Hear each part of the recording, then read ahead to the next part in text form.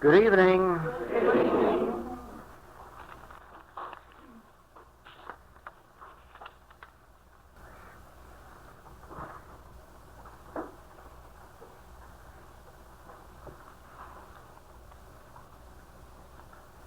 First of all, how's the weather down in Waikiki? Swimming today?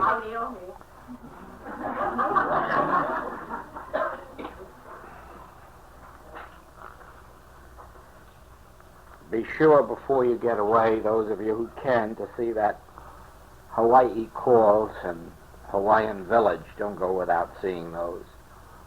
They're really worthwhile. The rest I'm sure you'll find for yourselves. Those two, perhaps.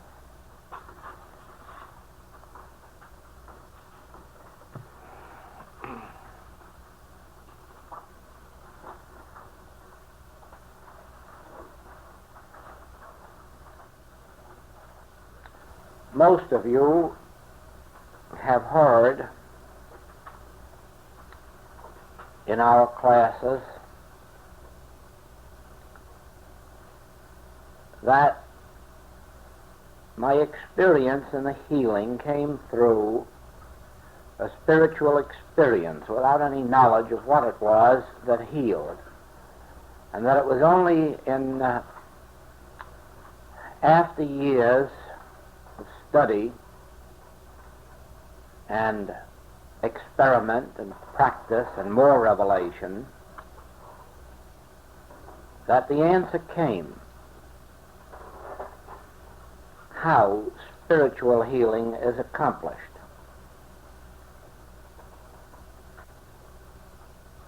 Of course,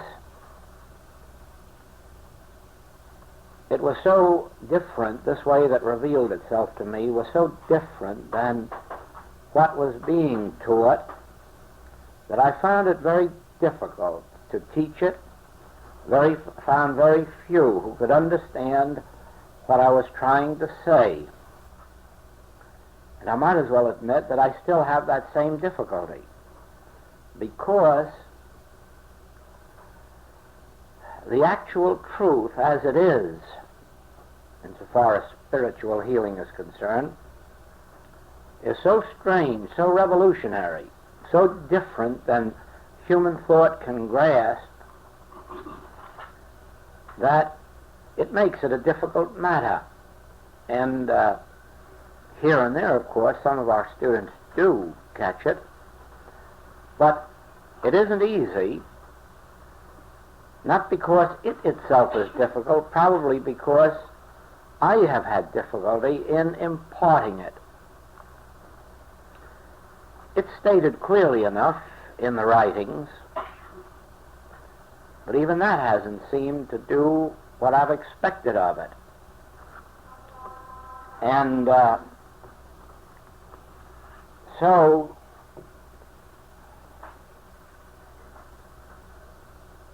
it comes to me as a very great pleasure that in the June letter this year, the principle is stated as I have never before been able to state it. Accurately, concisely, definitely. And the only difficulty there is going to be in your understanding it is the revolutionary nature of it, so far as the average person and their studies make it difficult. Now let me explain what I mean. In almost all healing work, you are dealing with persons. It's a Jones, Brown, or Smith, a Mr., a Mrs., a Miss, or a Master. And you are dealing with specific conditions. Now, the condition may be physical, mental, moral, or financial. Or it may be one of relationships. It may be one of family relationships. on the husband-wife level, or the children-parent level, or parent-children level, or in-law level, or it can be relationships in business or relationships in government. Now, in almost every form of healing that is known, whether mental or spiritual, the individual to be healed is a major factor in the demonstration. In other words, you deal directly with that person and with their conditions, and you deal as if to correct them in some way on the human level. You probably, those of you who have had mental or spiritual healing, have undoubtedly had the experience of the practitioner asking for details of what might have caused it, or even, in many cases, telling you what caused it, or of telling you what you must do in order to be free, or how you must cooperate in order to be free. Now, I can, of course, start out with Dr. Menninger, who is undoubtedly considered the greatest psychologist in the United States, and tell you that he said on a broadcast, a nationwide broadcast, that so far they had never healed a disease, but they were sure they were on the right track. Last year, or it may have been the year before last, when a lady here who has devoted 22 years to the study and practice of psychology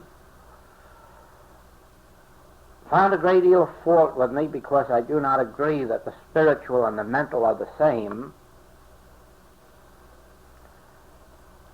and who had the idea that I was very much opposed to the mental,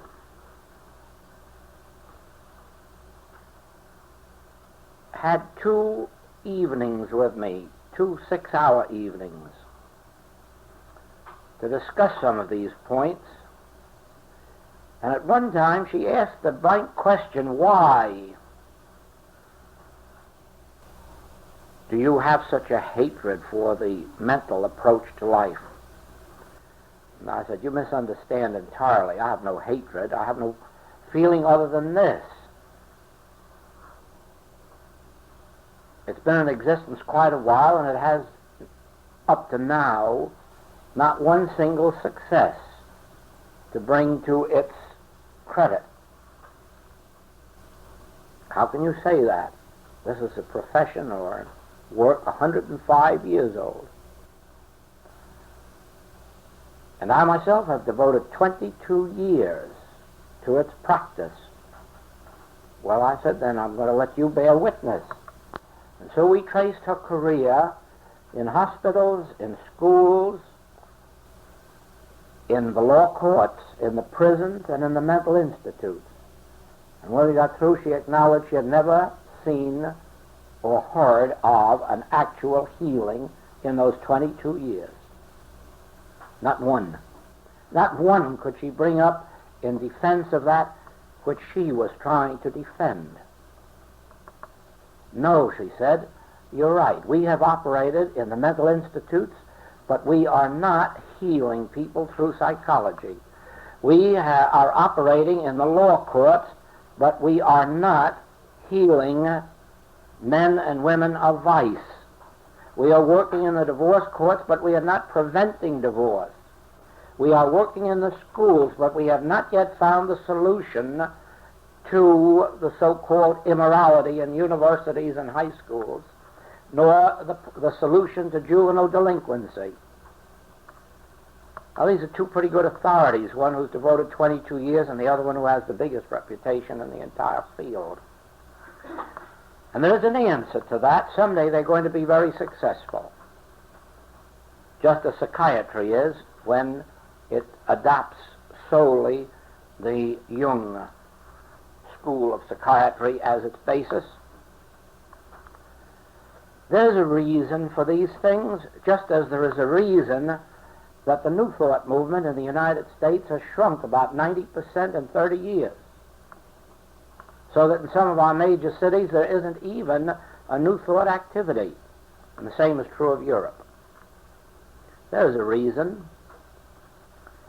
You cannot mentally or spiritually heal an individual if you attempt to heal them or if you attempt to work with their problem. It cannot be done.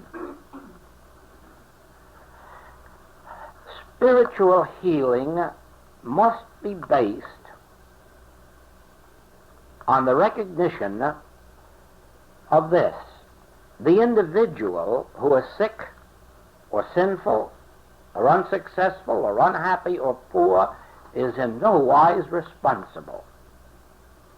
They have nothing to do with the situation under any circumstances, regardless of what the name or nature of the disease may be or claim of other direction. They are not responsible. All the responsibility lies with a universal thing, activity, a universal force or power that makes us victims of sin, disease, death, lack, and limitation, unhappiness, quarrelsomeness, meddlesomeness, and all of these other things. There is no use of telling a nervous person, you mustn't be so nervous. They know that before you told it to them, and they'd like to be free of it. There is no use telling a miser that you're just bringing unhappiness on yourself with your miserliness. They know that. How are you going to heal them of miserliness? By telling them that they're misers. They know that already. And they know they can't help it. They know they live in fear of every dollar they spend. They don't know why. You might as well tell a spendthrift that he's going to come upon bad days if he doesn't stop squandering his money. He knows that too. He knows that. He has no control. If you want to heal him, bring the control to him so that he no longer indulges these squanderings. It is the same way with a person, whether they have cancer or tuberculosis or paralysis. Are you going to hold them responsible for that? You say, well, some of them. Why some of them? Oh, no. If you want to heal spiritually, now mind you, I'm not talking about medical healing. Medical healing is based on an entirely different premise. Spiritual healing has to be based not on what is wrong with an individual, but with an understanding of what brought about that fault, that trouble, that sin, that disease, that false appetite, or whatever it is, and whatever it is not personal to that individual. Now, this is what makes it difficult to teach this subject. It seems so strange to say that a person is not responsible for their own difficulties, and yet they're not. They are the victims. We all are. We all are. The person who sits in a draft and catches cold is the victim of a universal belief that is false from top to bottom, because as soon as people are enlightened as to this, they're free of colds. They're free of headaches. They're free of indigestion. As soon as a person begins to understand something of this principle, they become free of the vast majority of the ills that humans ordinarily have. Now,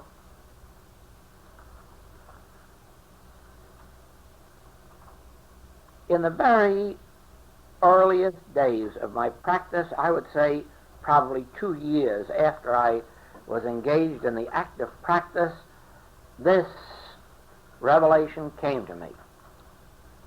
that there was no use ever dealing with the person or with the condition. And these are a few of the experiences that led up to that. There was a woman confined to bed with arthritis, and she was really crippled from shoulders to ankles. And she had been in metaphysics for many years and had some of the very best of the practitioners and teachers that were available. None of them could heal her, and they all knew why. She was a mean, nasty woman. And she was. There's no doubt about it. She was, and as far as I know, she is.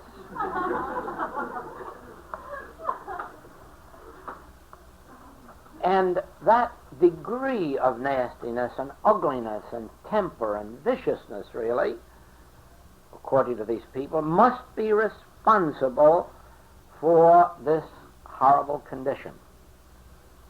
And now, along about that particular period, I was called into this case, and I lived 250 miles from this lady, and I knew her reputation. And when the call came, I smiled. I thought, well, because I'm young at it, they think perhaps I can get by something. Maybe so. But the first 3 weeks, I had absolutely no success at all. There wasn't a sign or trace of any improvement. And then a telephone call came one evening that the pain is so terrible that if something isn't done immediately, they don't see how the lady can survive. And I said, all right, I will stay up tonight, all night, until something cracks. And the way I work on those things is this. I will sit up and meditate. And I may meditate 15 minutes or might be an hour or two. And then I'll stop and lie down and either rest or take a nap and then get up and start all over again. And it might be 15 minutes, it might be an hour or two, until I feel some sense of release. And then I'll stop, read, probably take a shower, probably lie down and take a nap again for a little while. And so I will go on all night until I know definitely that something has happened. But I was getting on toward 2 o'clock in the morning and nothing was happening. And I got a little bit peeved. Some of you know I get a little angry with God once in a while, and I have a heart-to-heart talk with him and tell him what I think about him, and then he yields and says, well, I'll treat you better. And so I did. I had quite a chat with him that night, and I ended up by saying, now look, there is a truth, there is a specific truth, and if you would just let me know that truth, this lady could be healed. Now, why are you holding out on me? Let's have it, and we'll have a healing. And I sat down to meditate. Nothing came. Finally, I lied down, take a nap. And in my sleep, I heard the voice, and it awakened me. And here is what that voice said. Now, remember that at no time during this evening am I thinking of her or arthritis. I'm meditating and thinking of God and a truth.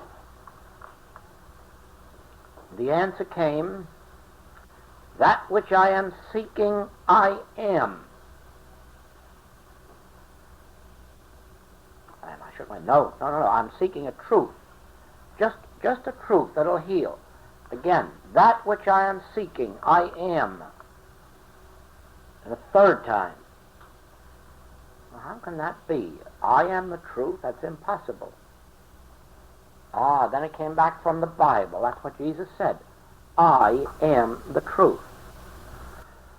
Oh, well, that's different. If I am the truth, this lady is the truth. This man is the truth. Because the truth must be universal. It must be infinite. It can't have one person, for an example, and not another. Well, then what am I worried about? And I went to sleep. At 8 o'clock in the morning, I had a call that the lady was completely free of pain, and within a few weeks she was completely healed. Now you see, it had nothing to do with arthritis, and it had nothing to do with that lady. It had to do with whether or not I made contact with a truth. Now then, shortly after that, a man was brought to my office, sent home from a tuberculosis sanatorium to die, to be with his family when the end came. One of his salesmen had insisted that he come to my office and see if I couldn't help him. And he came to the office. I talked to him a while, and not very long, just long enough to establish the fact that he was willing to have treatment and to keep in touch with me. And then the man said, well, as long as you're going to treat me for tuberculosis, I'd like to tell you that I can only drink liquids. I can't eat solid food because I have pyorrhea. My teeth are all loose. Would you treat me for that too? Yes, surely. And then a little later we went into our meditation. Well, as a matter of fact, I didn't think of the tuberculosis. Again, I went to my God. But as an actual fact, I knew that in the background there was this tuberculosis, but I forgot completely about pyorrhea. And then you can imagine what happened the next morning when he called and said, my God, what have you done to me? And I said, well, I haven't killed you because you're on the phone. What else did I do? Well, I said, I'm scrubbing my teeth for 5 minutes this morning. They're solid in the sockets. Oh, I said, you've got a fine practitioner. And I knew then again that it had nothing to do with me. It had nothing to do with him. It had nothing to do with pyorrhea. It had to do with the principle of God realization. And it was only a few weeks later that he called up and said that I owed him several $100s for the new clothes he had to have made. He'd gained so much weight. And he was healed. Now, you know, if you just have enough of those experiences, you must wake up to the fact that you're not dealing with persons or their backgrounds. You're not dealing with what made them sick. You're not dealing even with them as persons. You're dealing with a universal force that is making every one of us what we are until we awaken. We're told when we awaken we'll be in his likeness. We'll be satisfied. But as long as we are asleep in this human dream, we are being acted upon much in the same way that St. Paul said, I don't sin, but I find a sense of sin still in me. Certainly, he found these false desires in him. He knew enough to be through with those things. But this universal force wasn't going to quite let him alone until he rose still higher. So it is with everybody. As long as we are humans, we are going to be tempted. And we are going to be tempted with something that is not personal. I'll give you the experience of Jesus Christ, who even after he was engaged in this spiritual ministry was taken up to a wilderness and tempted 3 times. Tempted with lack, tempted with a desire for fame, tempted with a desire for security, and of course he knew enough to meet it. But let's not deny that he was tempted, because there it states so in Scripture, not only that he was tempted, but that he named the tempter the devil. Now, we don't use that word devil today, but we could, because it is an entity, it is an identity that is tempting us. It has many, many names. Its name is Legion. Yes, that's what Scripture says. Its name is Legion. And in the early days of Christian Science, they gave the term mortal mind to that which is the universal force from which we're suffering, that produces the sins, diseases, and ailments of mankind. It began back with Anton Mesmer when he called it animal magnetism. Now, in our work, we also have used many names for it. Hypnotism, mesmeric suggestion, belief. In the last few years, another term has come to me, which you'll find in the June letter, the fabric of nothingness. But I can now tell you its right name, because now I know. Without doubt, without question, because I know by revelation, and since I've had the revelation, I've had the proof. The name of it is mind. M-I-N-D. Mind. Mind is the substance of every form of sin, disease, death, false appetite, lack, limitation, wars, rumors of wars, scandals, and all the rest of these things that are headed under the word evil. The substance and cause of them is mind. Now, whether we call it your mind or my mind,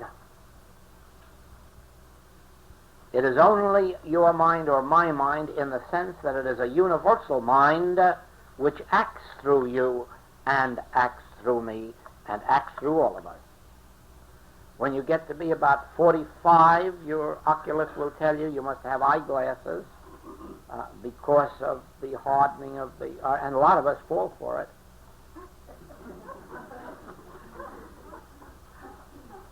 That's a universal claim. You see, that isn't mine, and that isn't yours. That is a universal claim of mind, and it hits us when we're 45. Women get hit with something else. But don't doubt this, that it isn't your claim.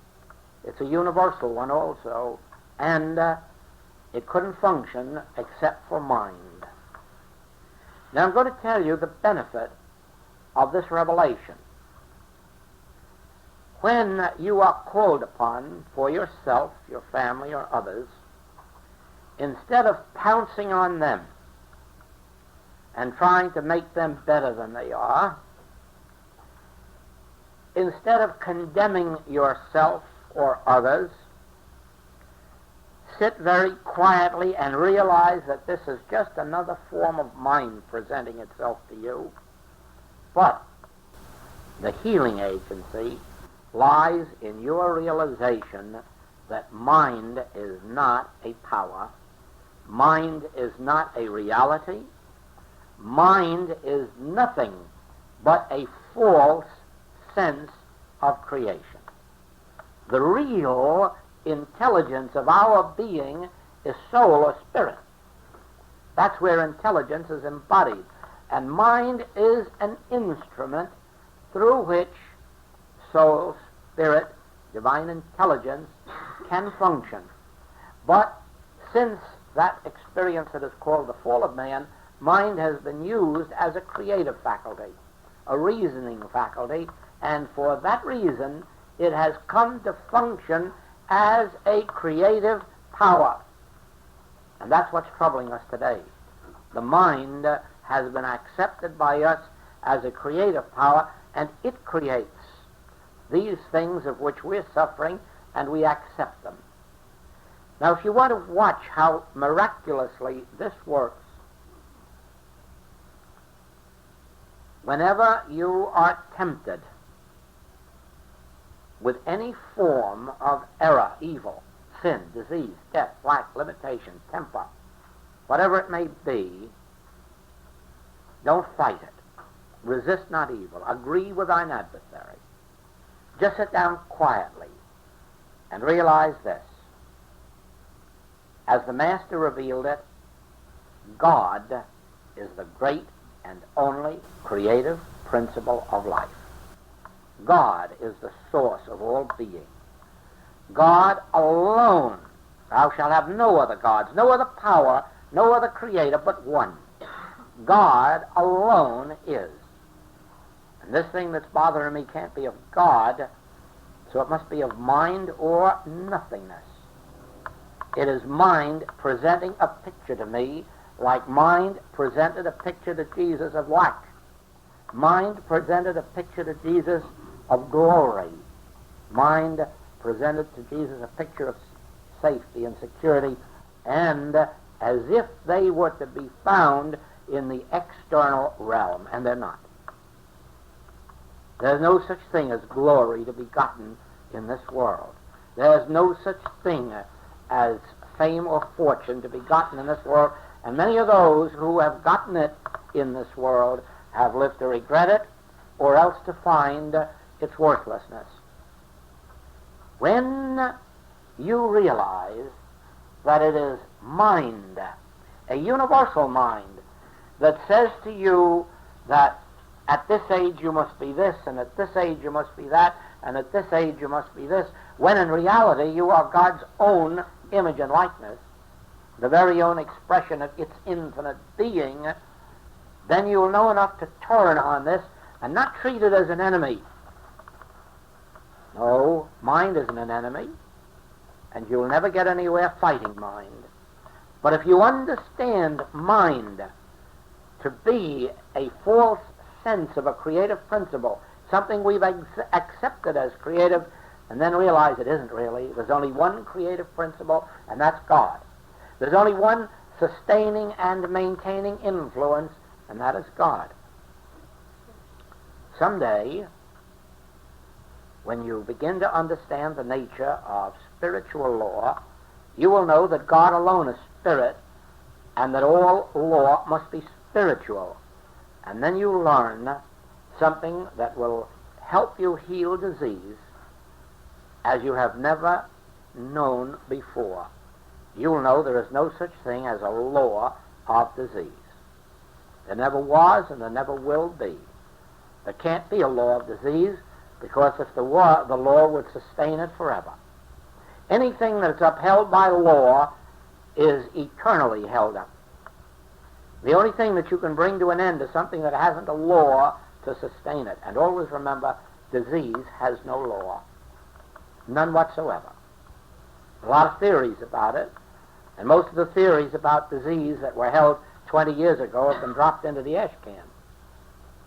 And so it's always been. Every 10 or 20 years, these laws of disease are changed. Well, let us remember this. Anything is a law that mind can force us to accept. That doesn't mean that it is law. Not any more than any law on our legal books is law. There never has been a law on the law books of this nation. There never will be a law. There are a lot of things written down that act as law until some more clever attorney comes along and has it set aside, or until the Supreme Court decides it really never was law. There's no such thing as law. We make rules and live under them as if they were laws until sometime when those particular laws are set aside and we know they never were laws. We merely accepted them as such during that period of time. Spiritual law is something entirely different. Spiritual law is that which underlies this creation. You see, God is a spirit, and God's creation is spiritual, and therefore it is invisible to us. No man has ever seen God's creation with his eyes, nor touched it with his fingers. God's creation is only discerned in mysticism by those during spiritual illumination. That which we see, hear, taste, touch, and smell comes under the heading of the 2nd chapter of Genesis, a universe created by mind. Remember that in the real creation, the crop was in the ground before the seed was planted. There was light before there was sun. Never forget that that creation is spiritual. To perceive it, you have to perceive the meaning of the passage, a stone carved out of the side of a mountain without hands. That's a scriptural passage. And it describes an actual experience, but a spiritual experience, not a physical one. In the same way, when you're engaged in this healing work, and the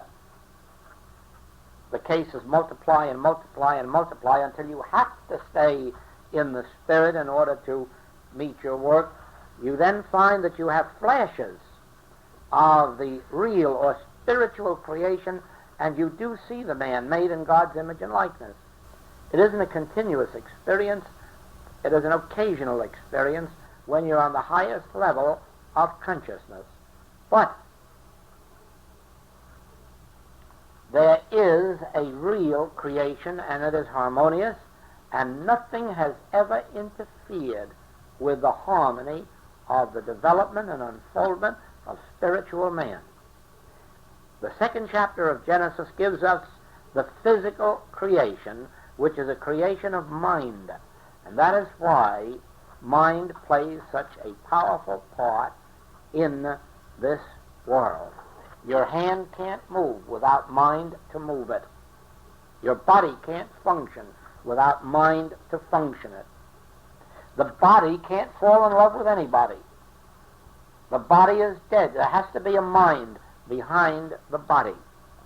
The body cannot steal or lie or cheat or defraud.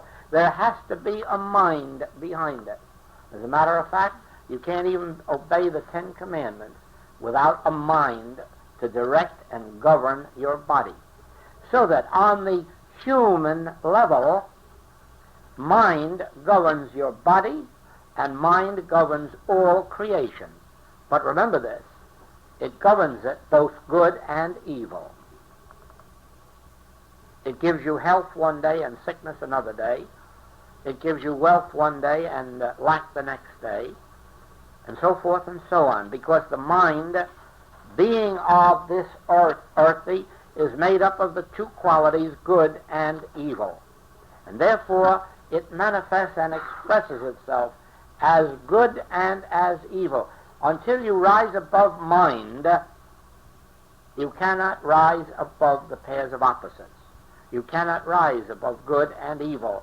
It is only when you transcend mind and touch the realm of spirit, the kingdom of God, then you need no longer take thought for your life, or what you shall eat, or what you shall drink, or wherewithal you shall be clothed. Now you are living in a different consciousness. Now you do not have to use affirmations or denials.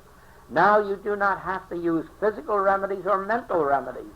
Now you contact or touch that spiritual center in which you find your peace, and then you find that you've transcended the activities of mind, both as to good and evil, and are living a normal life, a spiritual life, a life that, to a great extent, is untouched by the activity of mind.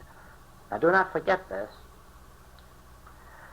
that no one has ever claimed to have risen completely and permanently above the realm of mind. It is an experience that comes and in which eventually, such as the mystics, can be lived half or three-quarters of the time. And it is for that reason that, mystic or no mystic, the day will come when everyone disappears from this earth, and sometimes through disease or accident, for the simple reason that mind functions universally, and as long as it is universally accepted, everyone, even those who sometimes rise above it, will find themselves occasionally a part of it, more especially if they stay in it and live with it. There are some who retire after the realization of this comes to them, that they have been living in a mental universe of good and evil and now have access to the spiritual one. There are some who retire from this scene and do not mingle anymore and take on the world's problems.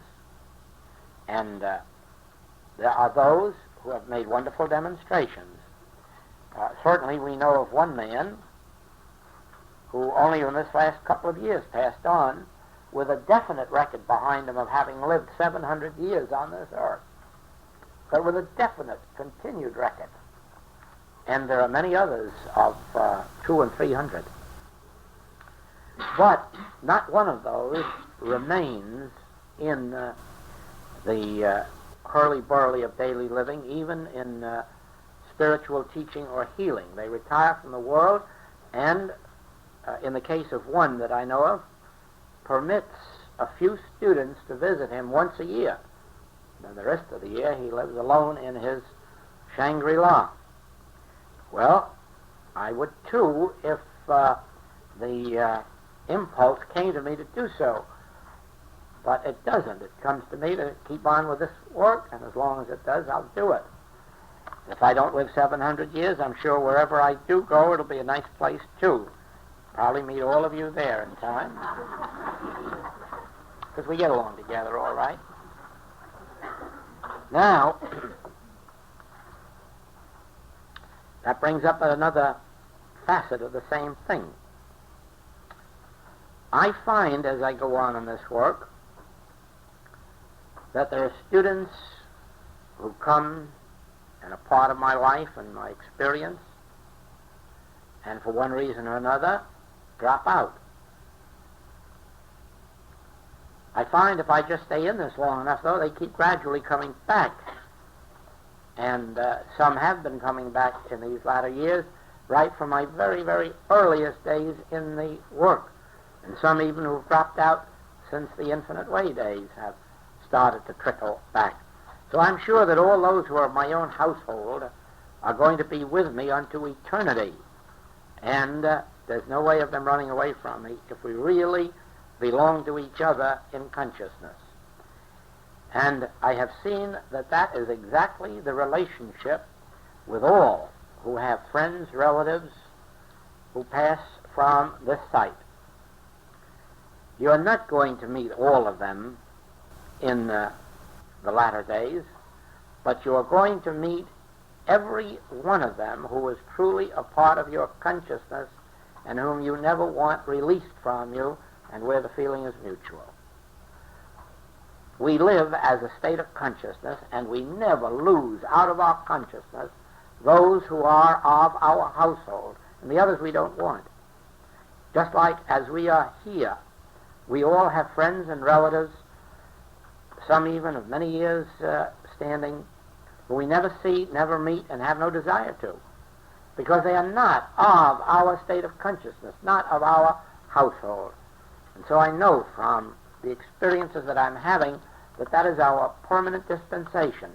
We never will be separated from those we want to be with, providing they also want to be with us. It will have to be a mutual experience. Now,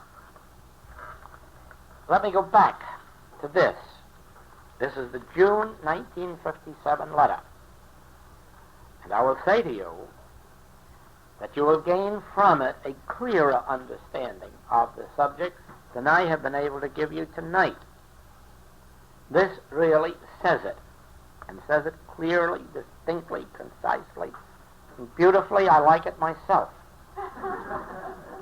Now, I can promise you that if you will practice it, not merely read it, reading won't do anyone any good even if they read it 100 times, but to read it, to practice points of it until consciousness opens to an inner apprehension of it, that makes the healer. And that is the letter. Now, it is part of a series that is being continued July, August, September, and October. And with those letters, you will find the complete subject of healing. Now, this isn't the complete subject of the Infinite Way, because healing is one facet of the Infinite Way, but certainly no one who can't heal in some measure is going to be able to understand the infinite way, because if they understand the infinite way, they'll begin to heal. Therefore, take these letters, June through October. I haven't seen November or December yet, so I can't tell you what's in those. But June to October, I can tell you, is a series that embraces these healing principles and will, if you practice it, do this for you. It will train you never to look at a person and think for a moment that by correcting them or condemning them or judging them, that you're going to be a healing influence to them. On the other hand, don't believe that for someone is good and you can praise them and say nice things about them, that will heal them. Neither the right thinking about them, the right thinking won't heal them and the wrong thinking won't hurt them. They and you and I are products of the second chapter of Genesis, which is a mental creation.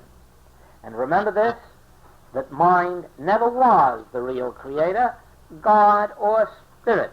And mind is one of those things that God created. Therefore, mind itself is an effect, just as the products of mind are effects, and it is for that reason that mind cannot be a creator. It is not a cause, it is an effect.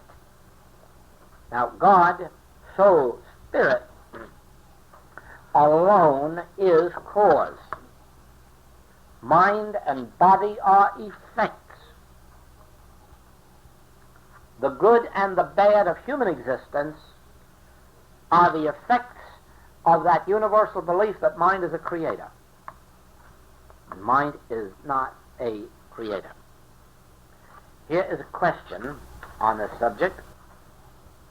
In giving a treatment, we had to put all thought of the person treated and his or her ailment out of our mind entirely. But before we do that, is it or is it not all right to bring the thought of the person to mind? That is, just merely to know whom we are treating. No, it isn't good. It isn't bad either. But it isn't good. It isn't necessary. It won't interfere, and if it helps you, it may be all right. Just as often knowing the truth consciously, specifically, is all right, although it's never necessary nor part of the work. So I would say this: adjust yourself to your treatment in any way you wish. And if it helps you just to think for a minute, well, I'm going to take up work for Mrs. Jones and then drop Mrs. Jones, that's perfectly all right. But be sure you have dropped her and gotten back to this principle to realize that Mrs. Jones isn't suffering from rheumatism, that the universal mind is claiming to present itself as the creator of rheumatism, and both mind and rheumatism are not spirit, reality, cause or effect, and learn to snap your finger at it. Now, this next part of the question, if it isn't an impertinent question, do you, when treating, do so for one person at a time, knowing at the beginning of each treatment which person you are treating, or, since you do not have many cases, do you treat several at a time? Now, let me make this very clear. There is no such thing as treating several at a time. There is no such thing. Now, I'll tell you that my experience is that for a period of surely 8, 9, 10 years, I took care of 70 to 80 cases a day, and in my last year of the practice, before I started teaching, my books show I took care of 135 cases per day, 7 days a week, 52 weeks. And I never gave a blanket treatment. And I never treated more than one at a time, and I don't believe it can be done. Now, how are those cases handled? In the same way that my mail is handled today and my telephone calls. And I will show you how it's done, because I expect eventually you must do likewise. When you write me for help, I receive your letter, and that brings you to my mind as an individual, and there's nobody else in my mind. Here is just you and your letter. You have now touched my consciousness. And so whatever I'm thinking is the direct response to you and to nobody else. Now, as a rule, I do not answer that letter immediately. It was over here on my file. Here comes a letter of such urgency and probably distance that it must be answered instantly. But remember this. This is now in my hand, and that's over there. So you and I are exclusively with each other. And there's nobody else intruding. And then I sit down and I'll answer this letter. Now then, it may be this afternoon when I get to this one. What I do now is when I read it more thoroughly, and either I sit down immediately to answer, or I put it here and I walk out of my office into another room and sit down and meditate. Something in it has disturbed me. Something in it is bringing out a response which I know does not indicate healing. And so there's no use of answering it, because anything I would answer would just be a human being giving you cliches. It would not be a spiritual answer. And so I do nothing further until I've gone away, had my meditation, and if I get my click, then I come back and answer it. If not, that letter goes up there, waits for another little while. And so I go down through my mail. Well, ordinarily, as I go down through it, most of it, you must remember that my mail goes on all day and part of the night. In between, there are people with whom I'm talking and teaching.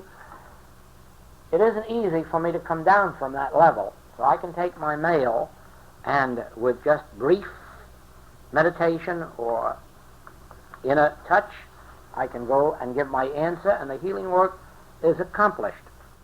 But any one of those that disturbs me to the extent that I can't answer it is put down until I go and have my meditation and arrive at an answer.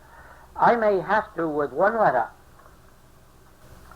spend 6, 8, or 10 periods in a day. Sometimes it may be the second or third day before I've had my release. Then I can answer the letter. Because always remember this. If you're called upon for help, nobody cares about you. When I'm called upon for help, there's really nobody cares about Joe Goldsmith. What they care about is their healing. They've only come to me because they understand that I may be an instrument for it. But if I'm not, they're going to get rid of me in a hurry and turn to someone else. Because it's never me that anyone's interested in. It's their healing. Now, you know that. You know that's true with you. And you know that if I turned to someone for help, it would be the same thing. I wouldn't care who it is, what they are, whether they're high or low. I'm looking for healing, for release. And so are you, when you ask for help. And I realize, too, nobody cares what I write. Nobody cares what I can remember out of truth books, even out of the ones I wrote. What they want is a message from God when they come to me. And there's no use me writing to them until I feel that that click has come. Then I can answer them. That is why when you call me on the phone, I don't come back at you with metaphysical cliches. I don't tell you, oh, it isn't real, or any of that claptrap. It's just mouthing words. Usually I say, all right, you've turned to me, leave it with me, I'll take care of it. And either in that instant or later in my office or living room or wherever I wander up and down until I get my answer, then you may hear from me and you may get a message. It isn't always the message you like to hear. But it isn't I either who am responsible for it. And sometimes I do not even know what it means. I write it because that's what came through. There have been quite a few times in my experience when I've written to a patient that you are healed. Take my word for it, it hasn't happened too often, and I don't like to do it. Because when I write it, I don't really know that at all. It's just something saying it through me. And I look at it and I say, oh, I wish I hadn't written that, or I wish I could pull it back. Well, it's written, let it go. It's always turned out that way. But it's for that reason. Humanly, I will never write anyone, you're healed, or you're getting better, or you're progressing, unless something within me has said so. And the same way, when I write you a letter, or anybody that writes to me, I don't write the answers you'd like to hear or that I'd like to write. Sometimes you get the briefest kind of a message, and sometimes quite a long one. But it has nothing to do with me. It has to do with that click. It has to do with what comes through when I sit down with that pen. Now, I'm sure you know that with all the mail I have, I would rather they'd all be a half page, my answers, but actually I see some of them are 10 pages and 20 pages or 12 pages or 3 pages. And that is because that is the way it comes through. And so, please remember this. Every case is an individual case, and when it touches my consciousness, that is when it has to be translated. Now, if your problem hits my consciousness, and I am alert and realize, mind, nothingness, appearing as something, no substance, no law, no cause, and I really have that conviction, the work is done. If it isn't, I just have to do it when you write again or phone, and again, and again, and again, because there are times when your healing is delayed, because the practitioner is not high enough in consciousness at that particular time. But mostly, your healing is delayed because you are not yet ready. And the reason you're not ready is this: you're all ready to let go of the disease. Oh, sure. Who isn't? All ready to get rid of the pain. But what about the accompanying thought or life or state of consciousness that's producing this trouble that you're accepting? Paul says you must die daily. And he didn't mean you must just die daily to your pains. No. You've got to die daily to some of these traits that have been built up in you through environment, false education, or one thing or another, false ideas. More especially, in order to be healed, one must be able to grasp the fact, healed spiritually, that we're not dealing just with physical healing, that we're dealing with a change of consciousness. I've said to you before, too many people write me insisting on giving me all the diagnoses. If I could read them all, I'd have to be a good doctor to be able to read all the diagnoses that there are, and I'm not even a poor doctor, much more a good one, and certainly not a diagnostician. Now, when you realize that, and think of how many people are just sitting around looking at their body, waiting for us to heal their bodies, without one single sign in them of transformation of consciousness, and then you'll know why sometimes healings do not come rapidly.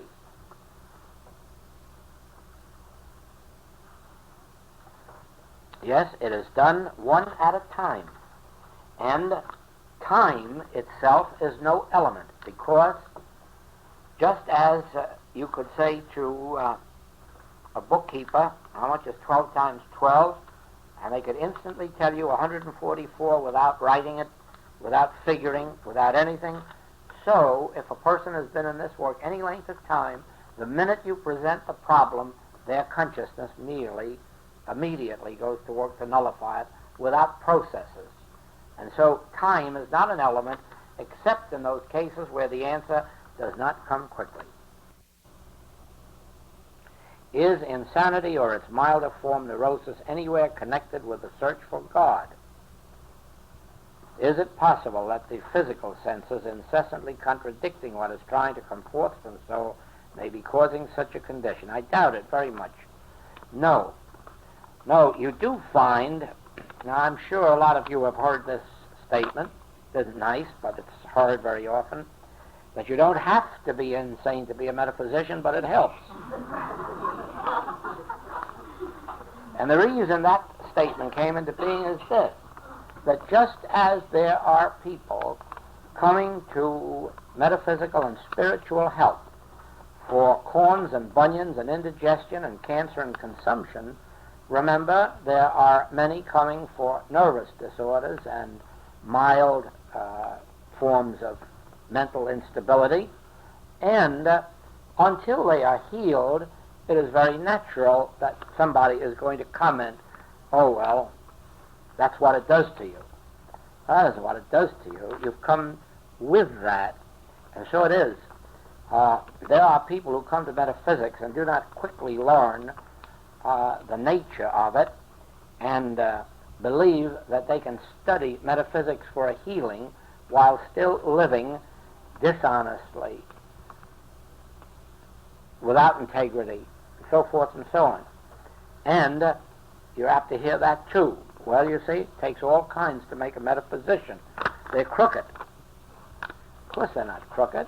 If they once perceive the nature of the spiritual life, it transforms them. But every kind of person with every kind of physical, mental, moral, financial claim comes to the study of metaphysics or spiritual healing, and you have to take them where they are. That is why we cannot turn away anybody because they do not seem mentally stable or because they do not seem morally stable. That's not our business. Our business is the transformation of consciousness, and we take the student where they are and then come forth through there. Now, okay, you can cut. I'll just finish.